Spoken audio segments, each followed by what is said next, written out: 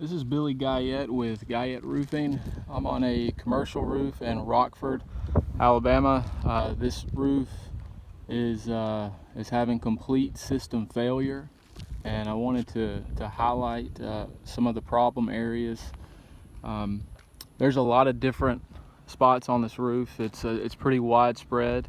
I've already been on the inside, and there's several dozen isolated roof leaks, and it's just a complete system failure. So I'll go over a few of them here, just so you guys can get a good idea of what we're looking at.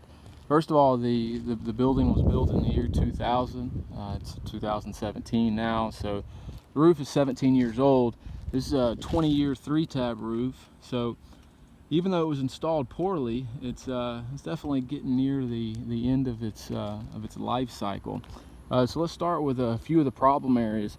First of all, the roof is having some ventilation issues, and one of the reasons is first of all, we've got some large louver vents right here, and there's probably about 10 of them on the roof, and most of them, at least 8 out of 10, for whatever reason, have a piece of plexiglass on top of them. Right there, I don't know if you can see it in the video, but there's a piece of plexiglass that is definitely stopping airflow. These louver vents are designed to let the hot air escape from the attic, and so you got this big obstruction on the roof which is leaking, and it's not doing its intended purpose.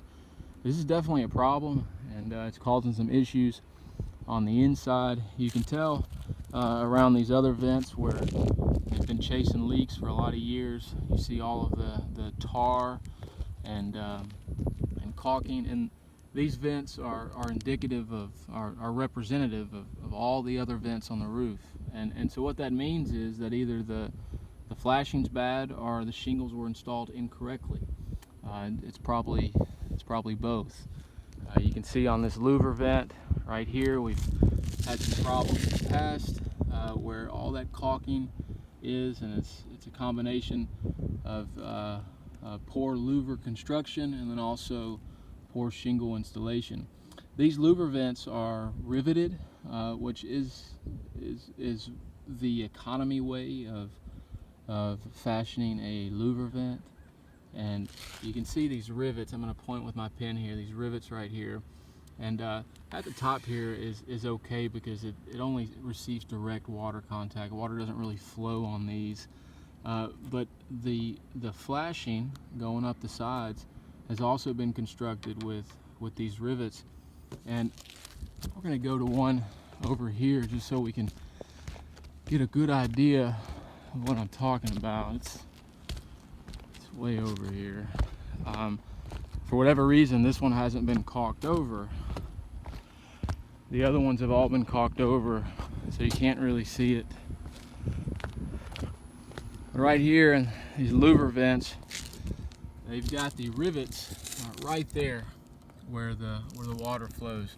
Water's flowing directly on top of these, and these are not a waterproof fastener, and so water's just pouring in here every time it rains, and I have no idea why they built this louver vent this way. So that's definitely a problem. And we're starting to get some rotted decking right here where my foot's at. It's very soft, and it's just this louver vent is representative of all the other ones. Also, it looks like after the roof was constructed, they realized they had some ventilation issues. They installed these turbine fans. This one appears to be working.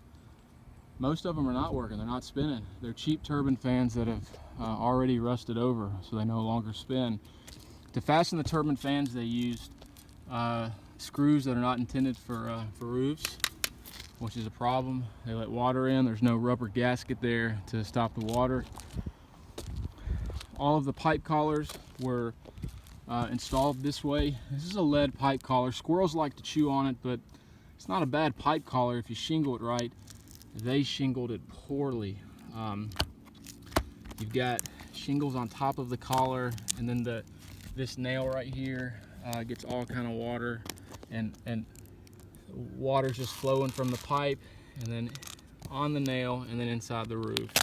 And so every single pipe collar was was roofed like this, and they're all leaking. It's just a complete system